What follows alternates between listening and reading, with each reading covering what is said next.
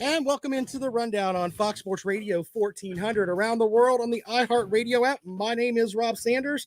Thanks for joining us this afternoon. We've got a full show planned for you. All kinds of great and interesting things we're going to get into today, including college football players can be unionized at private schools. We'll get into that and a look at some other football notes. But before that, let's head out to the phones and welcome in from SI and the BC Bulletin, Mr. AJ Black. AJ, how are you, sir? Great, Rob. Thanks for having me on. Of course, AJ covers Boston College for Sports Illustrated, and we appreciate him taking some time out with us today. You know, you look at this matchup. Boston College comes in at 4-0. Clemson comes in at 2-2. You know, in the preseason, if we would have bet on that, we probably would have had a lot of takers, right? Yeah, I mean, at this point, with Boston College and where they've ended up so far, it's been a dream for the Boston College community and for Jeff Hafley, the way that they've played so far, even with the injury to Phil Dracovic. And that was going to be my next question for you. I actually wrote out questions for this last week, but I wanted to ask you, that was one of the things, was how much are they going to miss Phil Dracovic? And then Grossa comes in, or Grossa, however they pronounce it. And the young man was manageable against Missouri and ended up leading them to a win. So, I mean, what is the biggest difference from the team since Dracovic has been injured?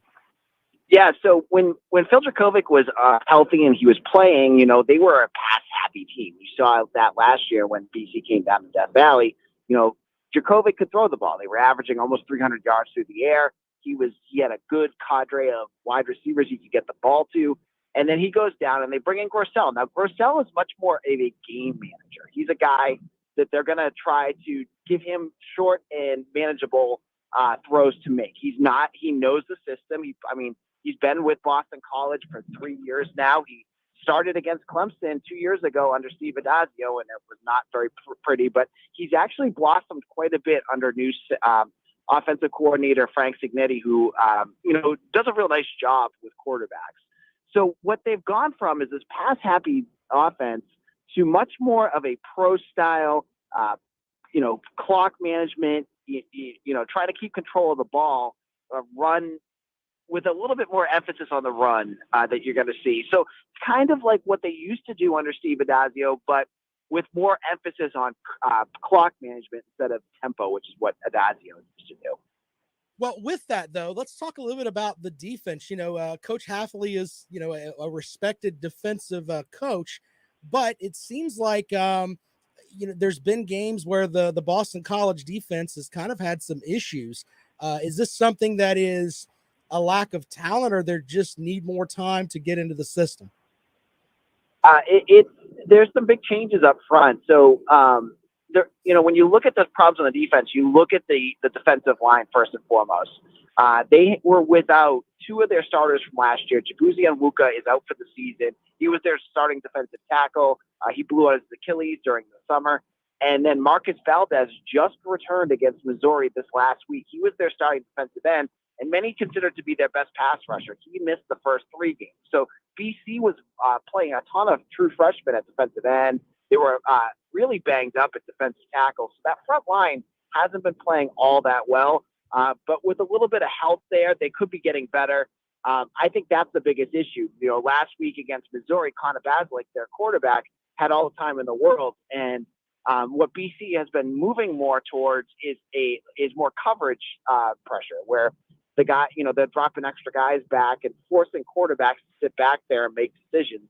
And that's helped, but it's also let quarterbacks get that time to make better passes.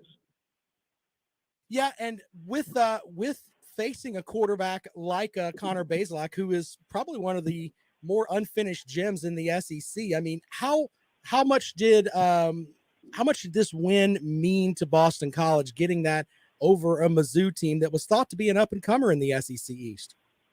I mean, it was a huge win for Boston College because, when you play an SEC school and the way that, if you were listening, Eli Drinkwitz made some kind of snarky remarks about the state of Massachusetts during his opening press conference last week. I did catch that. That was kind of interesting, but yeah.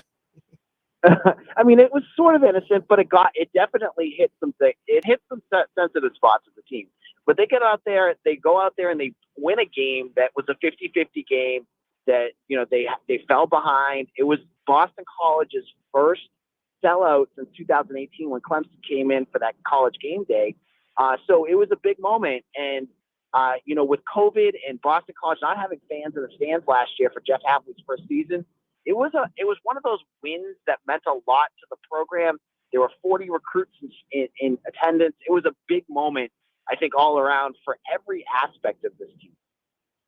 With that, I've been impressed with Coach Hafley and the way that he's been able to take over and make Boston College, I hate to use this term, but more respectable. When you see Boston College, it's like when they were under Adazio, it was, hey, they're going to go 6-6, but it just seems like they're taking the next step. I mean, do you think that we're at a point now where it's like, man, let's hope that they lock him up and he stays there for a while?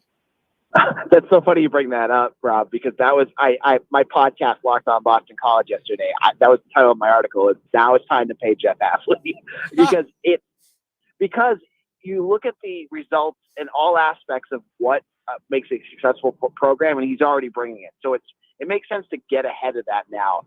The recruiting, Boston College this year has a top 25 recruiting class. They haven't had that 10 years, 10, 15 years. So he's brought them back to respectable levels there. They're winning games on the field. Every game except for maybe the Notre Dame game last year, BC was in. I mean, look at the game against Clemson. They battled all the way through that. So you get the results there. And then the way he's building a culture at Boston College, the way he is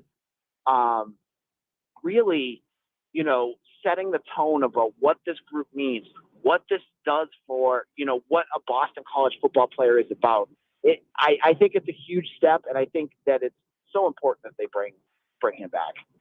Do they have the mentality that they can go into Clemson and win this game? I know that Clemson is 2-2, but it's almost there's almost this sentiment that they're going to get it right eventually. Las Vegas kind of agrees, opening up with Clemson as a 15-point favorite, but I don't think things like that matter to Coach Hafley. Do you think the team has the gumption to go in and think, what, we can win at Clemson? Yeah, I mean, he's saying all the right things right now. He's not giving any bulletin board material. I think behind the scenes, though, he knows that this is a game that BC should be able to go in and battle. And the way that they're playing, there's a chance for them to win. I know Clemson hasn't lost home in ages, but, BC is playing with confidence. They're playing together as a team, and they're showing resilience even after losing their quarterback. I think he thinks, this is the perfect opportunity. And he has, he goes out of his way to say how much he respects Dabo Swinney and that they talk all the time. And I think this is a big game. He also said it during ACC media days this year that one of his goals is to beat Clemson. So this could be the perfect year for him to do it. I'm sure he's going to pull out all the stops to try to get that win. Speaking of, let's talk a little bit about the offense. I mean, it pretty much starts and ends with that offensive line. I mean, it's upper class, like a ton of upperclassmen, and they kind of try to control the game from that front. Would you agree? Yeah, I mean, last week it was all the offensive line. That was exactly why they won that game. I mean, you saw Pat Garwo run for 175 yards, 2 touchdowns, but you just watched the Hogs up front, the 5 starters, and they dominate. Zion Johnson, who is a guard, he was a tackle last year. They pushed him back where he should be. He's an incredible guard, a real athlete out there. He had an incredible game along with Christian Mahogany and their other guards. So you see those guys bookend with, Tyler Vrabel and Ben Petrula, and then Alec Lindstrom, whose brother plays for the Atlanta Falcons, is the starting center, and he's going to be in the NFL probably next year as well. So you get 5 returners. They're playing at the best that I've ever seen them play under Jeff Hafley. This is a perfect game for them to really get tested by a good Clemson defense. Now, you wrote on the BC Bulletin, I was looking at some of your notes from Coach Hafley's press conference, and he talked about trying to simulate the noise that they're going to experience at Death Valley. What were some of the things that he said that they were doing to try to give his team a dose of what they're going to get when they go up and deal with 80,000 people? Yeah, so Hafley said that during practice, they just simulated in the Fish Fieldhouse. They were blasting Guns N' Roses music at like full volume. And that it was so loud in there from the music and noise that they had recreated in their field house that his ears were ringing by the end of it. So I feel like they got a good test of how it's going to be like in a very, very noisy situation. But I love that he went with Guns N' Roses. That was such a good choice of music. But yeah, you're right about that. You got to bring the noise, man. So yep. Should be an interesting matchup this weekend. If you could wave your magic wand and bring a win to BC, how do they do it? They're going to have to force some turnovers. They, with DJ Uiagalelei, at quarterback, he was able to figure things out against BC in that second half last year. BC has to be able to get him off the field. And if they can't do that right off the bat, they're going to be in some problems, but they're going to have to force a turnover or some quick 3 and outs. AJ Black from SI and of course the BC Bulletin. Tell folks where they can find your material if they want to learn more about Boston College. Yeah, you can check me out. I'm also the host of Locked On Boston College, a daily Boston College podcast. You can find me on Twitter at AJBlack_BC, and you can check out my work at bcbulletin.com. All right, AJ, thanks for joining us here on the Rundown, man. I appreciate it. All right, thank you very much. All right, there you go. AJ Black from SI previewing Clemson and Boston College. If you want to call up and talk about that, he talked a little bit about he thinks that Boston College has to get some turnovers if they're going to win against Clemson. I don't think they need turnovers. I think they just need the Clemson offense to continue to be predictable and doing what they've been doing throughout the season. And Boston College has a very realistic shot of winning this weekend. Now, I know that, Las Vegas says, hey, Clemson is a 15-point favorite in this matchup. Winning at Death Valley is not easy. What is it? I think it's 32 straight wins, something like that at Death Valley. It's a tough place to play. But the reality is that this Clemson offense is in the toilet. In the toilet. And until they go out and show, hey, this, we have talent here. Tony Elliott didn't forget how to coach. Uiagalelei didn't forget how to be a guy that was a Heisman frontrunner at the beginning of the season. Justin Ross didn't forget how to be a preseason first-team All-American. Yeah, until they go out there and implement those tools, it's going to be hard for anyone to sit here and say, hey, Clemson should roll by 15 over Boston College. Remember, they got 14 points in regulation last week against NC State. How are they 15-point favorites? I don't know. I honestly don't know. Some other notes from this game. Clemson leads the series 19-9-2. A 10-game winning streak currently in effect. The last time Boston College beat the Tigers was in 2010 in Chestnut Hill. The last time they won on the road at Clemson was 2007. My son was in diapers. Imagine that. Long time ago. Of course, that was Matt Ryan led the team to a victory. Now people are trying to get Matt Ryan to retire in the NFL.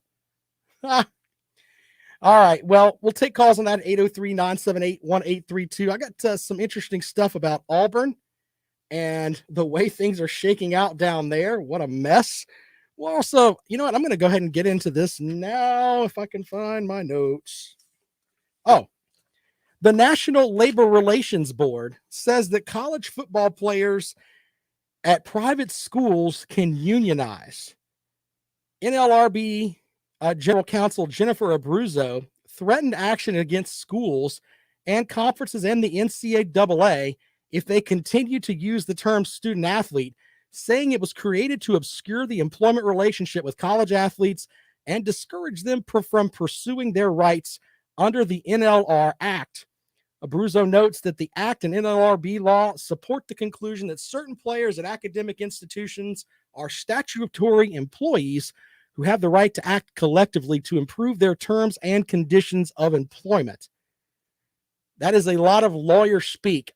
Basically, a memo from them said that players can unionize and otherwise negotiate over their working conditions. So, in theory, according to them, they can unionize in college. I don't know the legal end of it. I've been working to get an attorney on that can actually talk with us about this, because I'd like to talk with someone who actually went to law school and can be a little bit more, I don't know a little bit more about the law than I do. But stuff like this makes you think, wow, college football can change.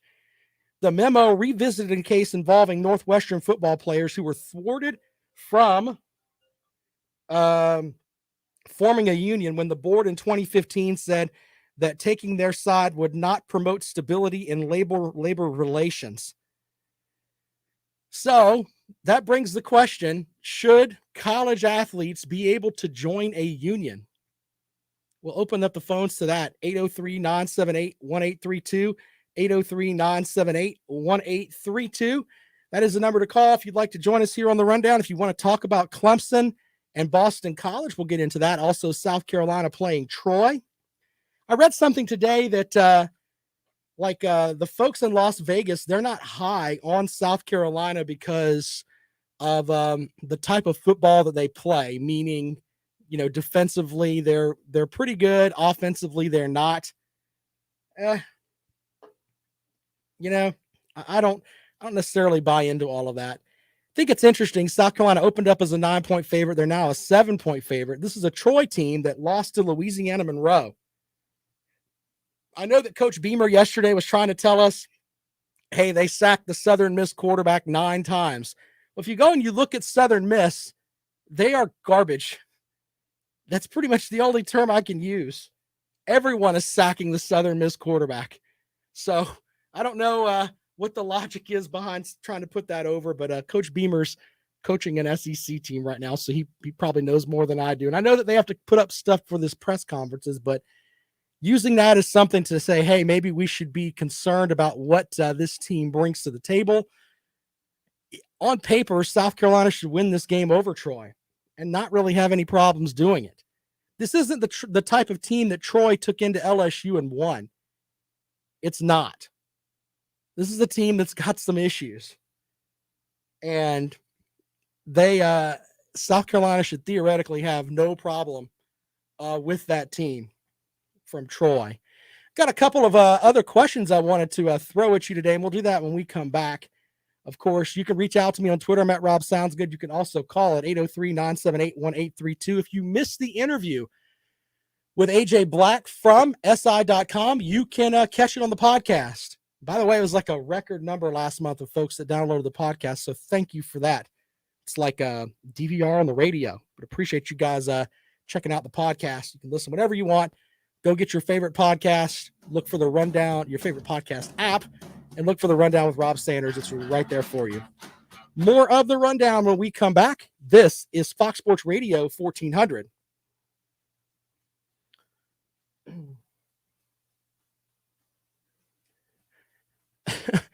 Big Barney.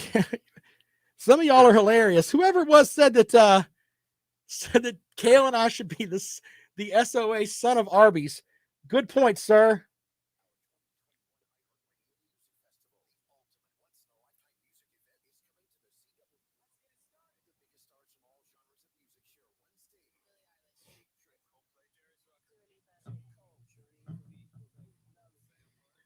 I'm gonna read your comment on air there, Go Bucks. I hope you're cool with that.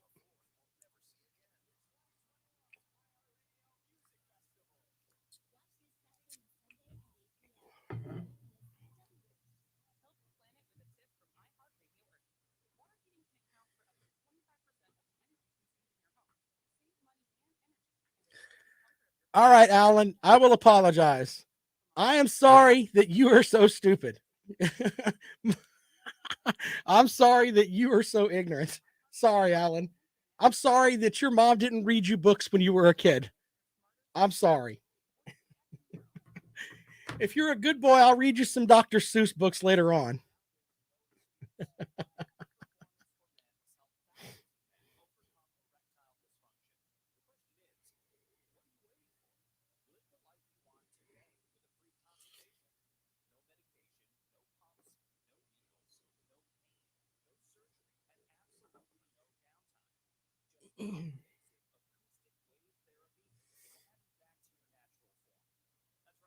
The Brockmire of the South.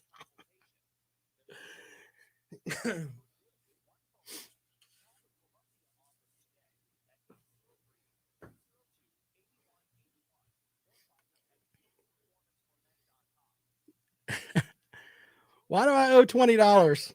Explain that to me there, Bible Belt.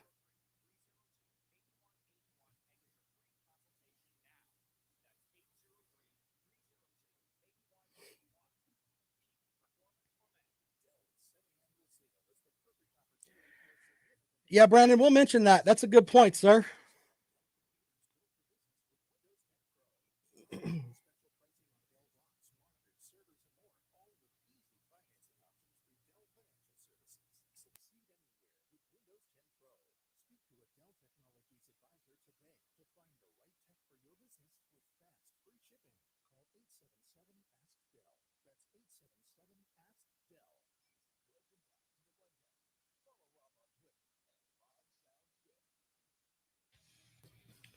Welcome back to the Rundown on Fox Sports Radio 1400. I want to read Go Bucks' comment. He said, everyone saw Pope, the young man from Ohio State, storm off last week. He's a senior that can't get on the field. Well, you wanted a business, so you got it. Best player plays. No one cares if you have 3 years of work, of working put in. He also said, yeah, he can have fun at a mid-level program because he can't start at the worst D Ohio State has had in 10 years. Shout out to John, who I know is listening today, who is one of the biggest Ohio State apologists I know. Understand, I did not say that. Mr. Go Bucks Online said that. I'm assuming he's an Ohio State fan. Do not get upset with me, sir. Don't need you pinging me later on saying, why are you always ripping Ohio State? It's not like that. Anyway, a couple of other little notes here before we get out of here this today. I had a couple of it's not really poll questions, but I want to keep track of it. First of all, who's going to throw for over 225 yards in a game? Luke Doty or DJ Uiagalelei? We'll take calls on that at 803-978-1832, 803-978-1832. Just something that I had in my head there. And also, Coastal Carolina is the highest ranked team in the state of South Carolina. If they met South Carolina or Clemson on a neutral field, would the Shots win against one or both of those teams, or neither? We'll take those calls at 803-978-1832, 803-978-1832. Big Barney online says Saturday is Clemson's offensive breakout game, and Vegas knows it. Hey, if they score 21 points, that's a breakout, sir. Light the fires. 21 points. Get after it. Jimmy says, why not rip Ohio State? Yeah, why not? There's that too. By the way, my favorite Instagram exchange of the past couple of days was a back and forth between Floyd Mayweather and Ronda Rousey. Floyd Mayweather said something to the effect of Ronda Rousey of, hey, when you win $300 million in 30 minutes worth of work, call me. To which Ronda Rousey, who if they fought in a shoot fight, would smoke Floyd Mayweather. If it's not a boxing match, Ronda Rousey would break his arm off and beat him with it. I'll stand behind that right now. And I think she just had a kid. So she's like, post-baby. I think post-baby Ronda Rousey in a shoot fight would break off Floyd Mayweather's arm and beat him with it. So much so that she came back with the comment, when you can read a Dr. Seuss book from front to back, you can call me. To which Floyd Mayweather didn't say anything else. Just saying. Just throwing that out there. Caden says they're both washed up. I'll still take Ronda Rousey. Just saying on that too. Her husband's like was an accomplished UFC fighter too. I'm sure he doesn't appreciate Mr. 145-pound Floyd Mayweather running his mouth to his wife. So there's that out there too. Anyway, we'll take your calls at 803-978-1832. Would Coastal beat Clemson or South Carolina at a neutral field? They are the highest ranked team in the state. Take calls for that. And who's going to throw for 225 yards passing first? DJ Uiagalelei or Luke Doty. 803-978-1832, 803-978-1832. That is the number to call. If you'd like to join us here on the rundown this afternoon, I want to talk for a quick minute here about Auburn. Brian Harsin has had a kind of a weird week. He had to he fired his wide receiver coach. They struggled to win against Georgia State, a team that's not very good. Not very good at all. And the way that he's dealt with the media down there, where he's not very forthcoming in anything. And you don't have to put everything out there, but he's just been kind of off a little bit. And the way that he's dealt with things down on the plains is not very good. Now, you've got several things in the mix down there. Bo Nix was a 5-star player that everybody thought was going to be great, but he got pulled last week. And if you watch the end of that Georgia State game, TJ Finley, the former LSU quarterback, had to basically have a miracle play to win that game against Georgia State. Now they go into Tiger Stadium this weekend as a 3-point underdog against an LSU team that, they lost their first game of the season on the road at UCLA. They've run off 3 straight. Didn't really look that great against Mississippi State. But is LSU turning the corner, and can they put the boots to Auburn and the things that are going on there? And who's going to be the quarterback?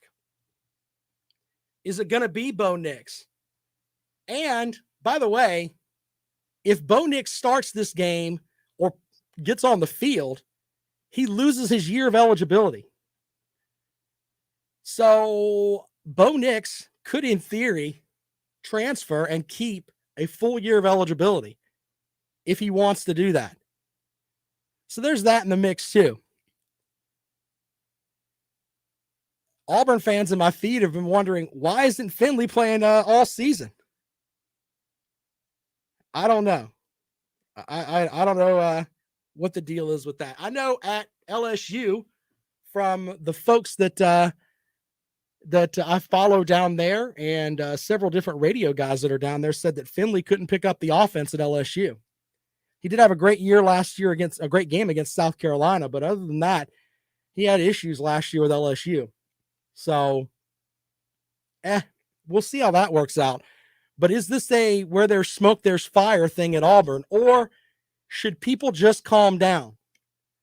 Now, I say that in that they got rid of Gus Malzahn, who was, 3-5 against Nick Saban? Not very many teams can do that. But they got rid of him, paid him off. Now he's a happy camper down at Central Florida. So it's not like being a coach at Auburn is something that, when you really stop and think about it, is the most secure job on the planet. Some notes from the folks online. Go Buck says he's starting to think that Uiagalelei was just overhyped, and ETN leaving was worse than we thought. But that O-line, damn. Yeah, good point, sir. B-Red says his unborn will throw for 200 before Doty or DJ. Okay. Big Bonnie says Bo Nix should transfer to Western Kentucky. Blake says fired wide receiver coach in his first year with a 3-1 record. Had to be more to that we don't know about. You're right. You're right about that. What was happening behind the scenes on that? I don't know. Not sure. It's an interesting thing now down at Auburn. It really, really is. By the way, Brandon with a great comment earlier asking why Dabo Swinney doesn't hit the transfer portal. Your guess is as good as mine. He's been asked about that, and he said that I think he said at one point they're evaluating. Maybe getting some help on the offensive line would help a little bit there, Coach. Caden says that was a dumb move by Harsin. I think it was more on Auburn's offensive line. Yeah, could be that too. But now you have basically a quarterback controversy. for a team that's 3-1 that didn't look that bad against Penn State, going on the road and having a chance in the fourth quarter to win that game. They didn't look that bad. So we'll see how that works out. Taking your calls at 803-978-1832, 803-978-1832. That is the number to call if you'd like to join us here on The Rundown, right here on Fox Sports Radio 1400.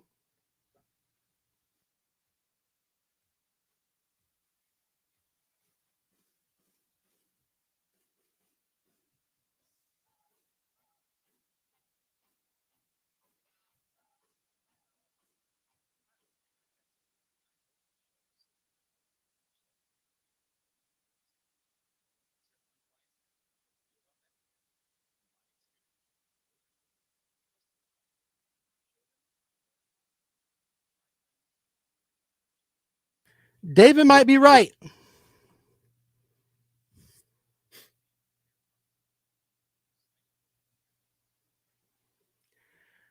Go Bucks, you're on fire today, man.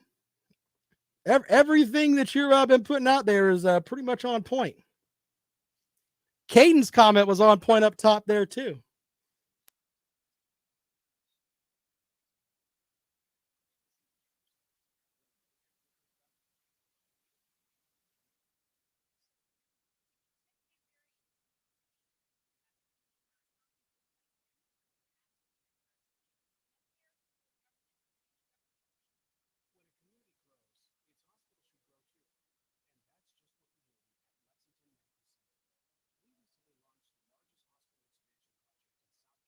You know, I asked Coach Hafley about guys entering the transfer portal there, Go Bucks, at ACC kickoff. And he said that if you go out and you get a bunch of talent at one spot, he can understand if your number 2 running back could start at several different spots and they'll try to help them. But he also said he thinks the transfer portal gives guys this mentality that they're better than they actually are. And, you know, maybe the grass is greener on another side. I don't know. But we'll see.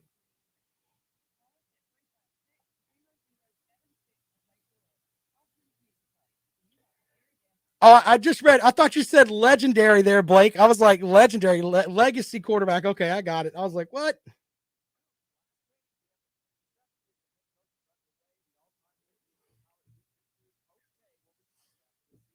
My favorite coach to interview, by the way, is Dino Babers. He's just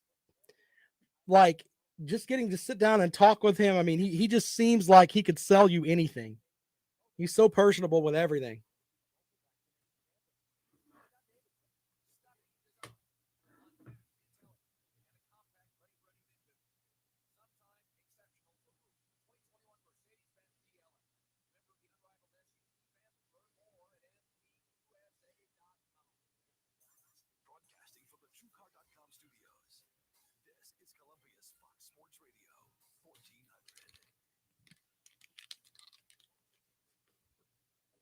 Welcome back to the Rundown on Fox Sports Radio 1400. Let's go out to the phone. Scott joins us. Scott, what's going on, sir?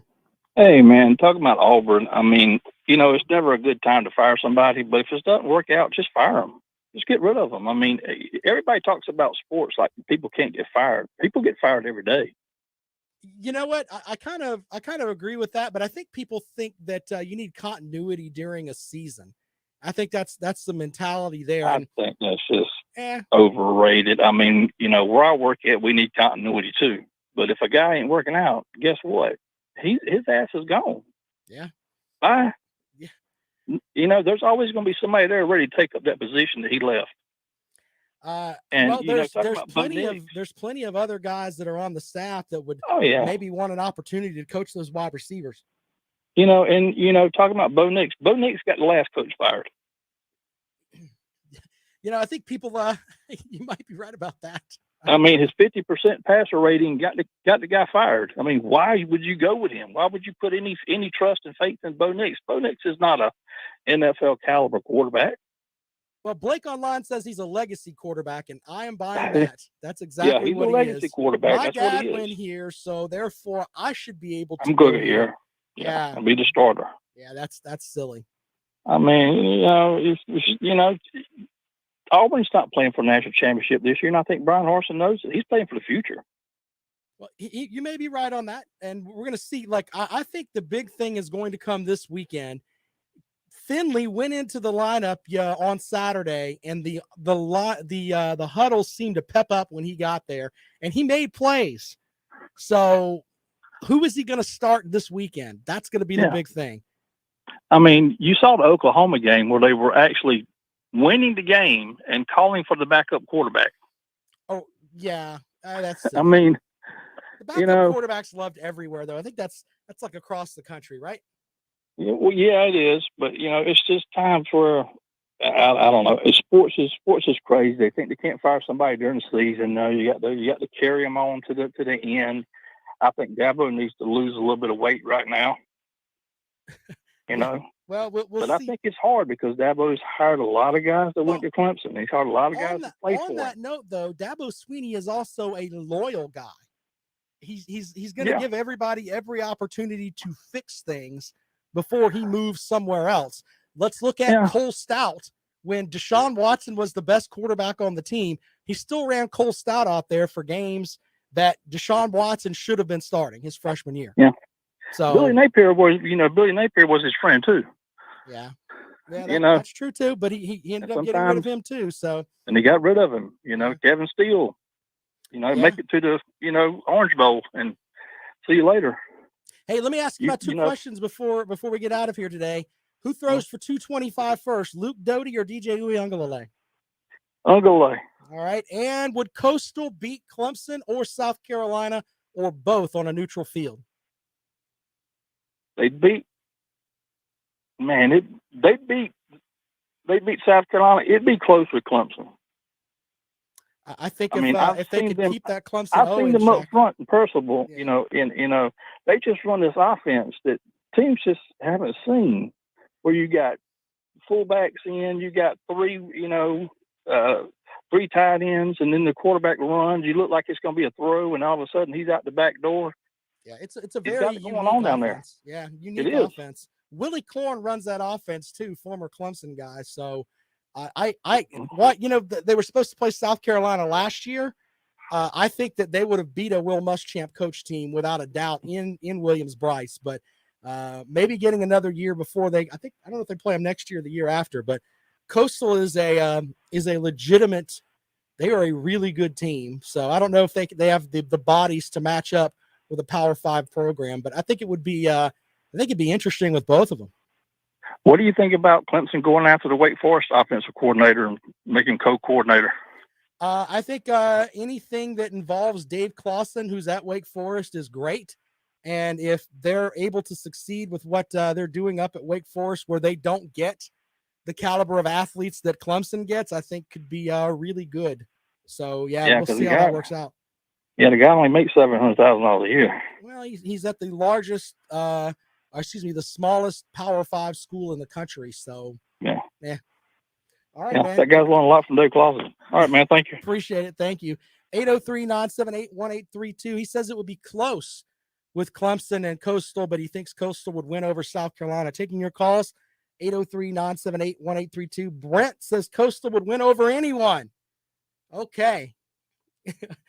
I'm with you on that.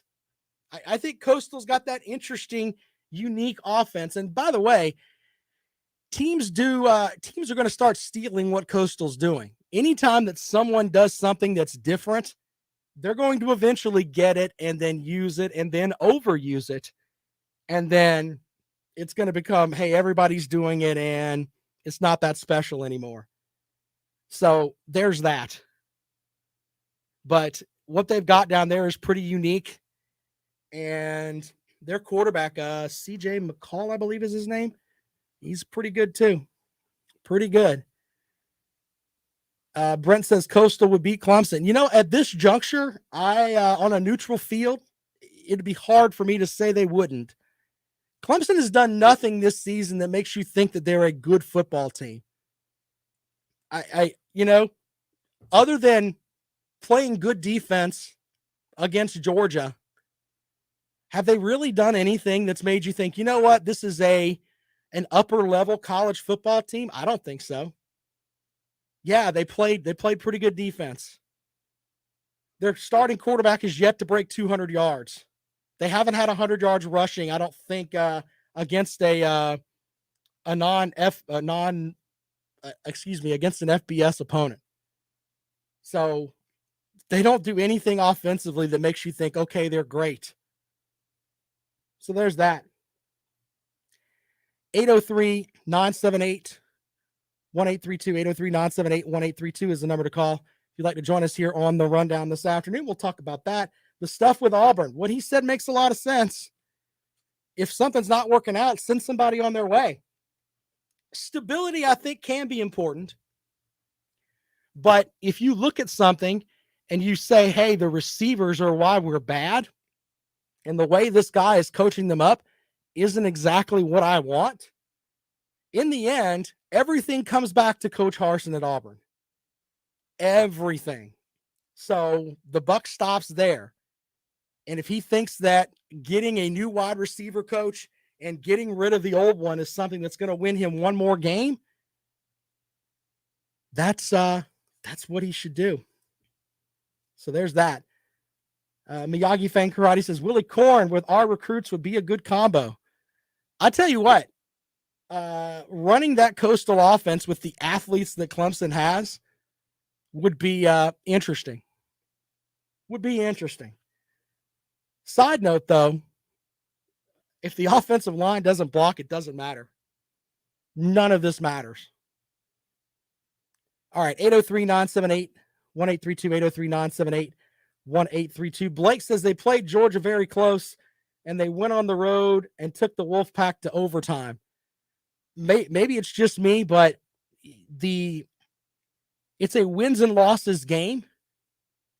And a win over South Carolina State and a win over Georgia Tech doesn't really impress me.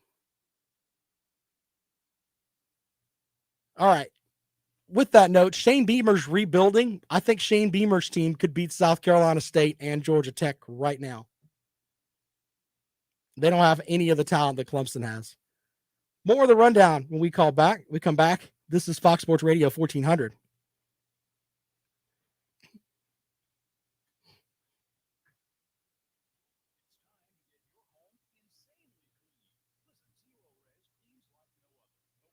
I don't know about Harsin, man. Either he's going to look like a genius or he's going to look silly. Brent, the Braves won last night. Charlie Morton is 37 years old, and he looks timeless. He looked really good last night.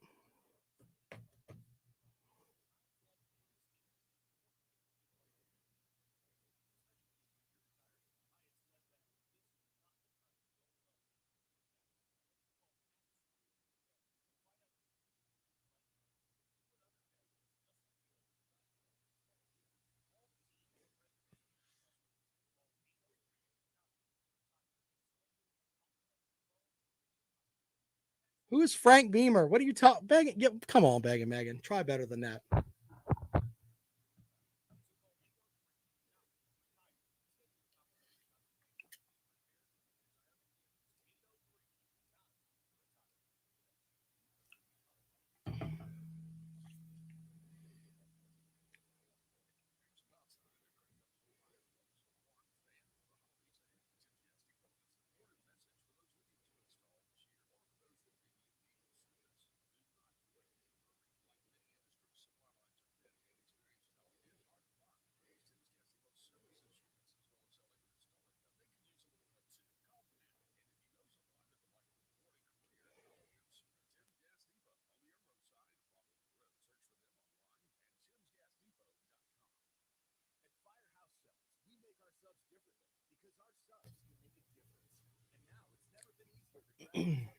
With Watson, I don't know, man. It's going to depend on a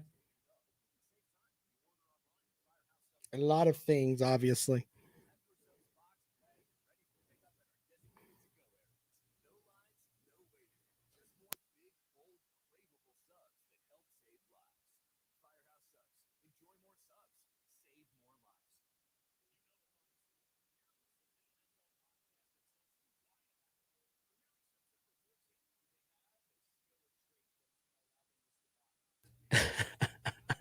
Massaging there. He's already investing.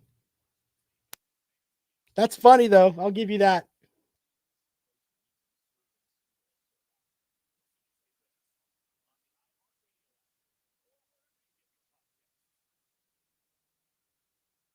I doubt that he takes another snap for them. You're right about that.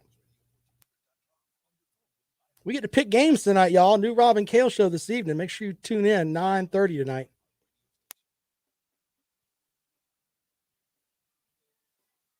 I'm not taking any smack from a Miami fan. Go to hell, Dennis Wilson. Welcome back to the Rundown on Fox Sports Radio 1400 around the world on the iHeart Radio app. My name is Rob Sanders. Thanks for joining us this afternoon. Couple of questions we have for you today. Who's going to throw for 225 yards first? Luke Doty at South Carolina or DJ Uiagalelei at Clemson? Taking your calls on that. And would Coastal Carolina beat Clemson or South Carolina or both teams on a neutral field? 803-978-1832, 803-978-1832. Some notes from the chat room. Brandon says, what do you think is going to happen with Deshaun Watson? I don't think he's going to play for the Texans again, but I got to give Caden credit for a Randy Savage type comment. Cream of the crop. Says Deshaun Watson will invest in massage therapist. Wouldn't that be the ultimate, like, screw you to everybody? If Deshaun Watson, who's got tons of money, said, you know what? I'm opening a massage parlor in Texas. Ta-da! Oof, he would catch some grief for that. Wow. Anyway, taking your calls at 803-978-1832, 978-1832. That is the number to call if you'd like to join us here on the Rundown this afternoon. We also can talk about Coach Harsin, and is he making a mistake at Auburn? Me personally, I would personally like to see him start TJ Finley at quarterback just to see what he can do. That would be the best thing to do. See what happens. The Bo Nix stuff, Scott was right earlier. Bo Nix got there's thoughts that he got Gus Malzahn fired. 803-978-1832. 978-1832 is the number to call if you'd like to join us here on the Rundown this afternoon, right here on Fox Sports Radio 1400, around the world on the iHeart Radio app. One final thing before we get out of here today. And this is something that's going to affect all sports. The NBA put out something today saying, hey, if you don't get vaccinated and you're not able to play in certain arenas because different states have different regulations, then you're not going to get paid. One Golden State player said, yeah, I'm not getting vaccinated at all. His state says you have to be vaccinated to go into the building. So he can't even go and work out there, basically. Now, I don't have boots on the ground in Oakland, but from what I read, he's not going to be able to play. Your thoughts on that this afternoon, as the vaccination, no vaccination thing is crazy, but should the NBA basically say, hey, you know what, you signed a contract, but they don't have to pay you if you don't play? There's two sides to that. But that's an interesting thing coming out of the NBA today. We'll see how that works. Brent says the China owns the NBA. You might be right about that, sir. I bring up the NBA because they're the first. And I think that it's going to be that way across a lot of things here soon. You know, there's going to be implementation across pretty much all sports. You're going to have to be vaccinated if you're going to want to play. 803-978-1832, of course, taking your calls this afternoon. If you want to talk about what A.J. Black said about Boston College, can they go into Clemson and win this weekend? They are a 2-touchdown favorite, or 2-touchdown underdog, I'm sorry. We'll see how that works out for them. 803-978-1832, 803-978-1832. That is the number to call. You know, we had earlier this season where, a player from Rutgers said, hey, the school said I have to get vaccinated. I'm not getting vaccinated. And he left the team. So he stood for his up for what he thought was right. And it ended up costing him his football career at Rutgers anyway.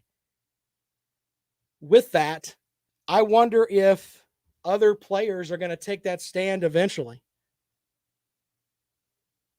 803-978-1832. 803-978-1832 is the number to call if you'd like to join us here on the rundown. Caden says, man, Clemson's still a favorite over everybody. You know what? Las Vegas kills me with this stuff because, you know, they're trying to get as many people to bet as they can. And when you see that, you think, Clemson hasn't done anything. We come back on Monday morning or Monday afternoon, and we do our reaction show from the weekend. And we're going to say, you know what? Clemson won by 25 over Boston College, 40 to 15 or something like that. How did we not see that coming? Las Vegas doesn't care. It's not an issue of respect. It's an issue of how can they get more people to bet when they can look at that and say, you know what? Clemson didn't score, 14 points against NC State in regulation last week. They're going to win by 15. They know, it's like they can just see things. It's crazy. 803-978-1832. 803-978-1832 is the number to call if you'd like to join us here on the rundown. Blake has a comment. 24 vaccinated in a local hospital with COVID, 23 unvaccinated in a local hospital with COVID. Yeah, there's numbers. You can have all kinds of numbers when it comes to COVID-19. And I've said on the show, you should do what you think is best for your health. But understand that you can do whatever you want for your health. But if someone runs a business, I believe that if they run a business, they don't have a right. They have a right to tell you, hey, we don't want you here. Or you have to do what you got to do to work here. And part of that is to be vaccinated. So that's just me. You can have your own opinion on that. But I think that up in North Carolina, I read where it was like 100 people were let go from a healthcare center because they refused to get vaccinated. And everybody's upset about that. These people lost their jobs. I'm like, yeah, but they chose to not get vaccinated. So there's that. We'll see how all of that shakes out as we roll along. But I think it's going to be bigger in the sports world. It wouldn't surprise me if eventually you're going to have proof of vaccination to get into a game. They're already talking about proof of at certain spots of having to have proof of a COVID test. I think that's what was going on at Tiger Stadium down at LSU. Proof of a negative COVID test or vaccination. I think that you're going to have that everywhere. I think that's coming. I really do. All right, Lawton Swan of Clemson Sports Talk is next. He is the czar of Clemson Sports. You can follow him on Twitter. He is at Clemson Sports. Jimmy says you can find another job, and he's right. See, the thing is that it comes down to the whole lawsuit type thing, and people know this. If you knowingly have people that come into your office that can have the COVID virus, and they bring COVID-19 into the office, and someone's going to eventually sue you. So that's the way that it is. And you're going to end up on the hook for that. We'll see how that works out, man. But I think in sports, it's going to be that way. All right. So, as I said, Lawton Swan of Clemson Sports Talk is next. Stop looking at me, Swan. Follow him on Twitter at Clemson Sports. Podcast of the show will be up at 5 o'clock. You can also follow me on Twitter. I'm at Rob Sounds Good. And we'll be back at it tomorrow here on Fox Sports Radio 1400. All right, new Rob and Kale show tonight. I hope you guys show up for that. We'll be going live at 9:30. 9:30 with the Rob and Kale show tonight, all right? Appreciate y'all, man. Talk to you later on.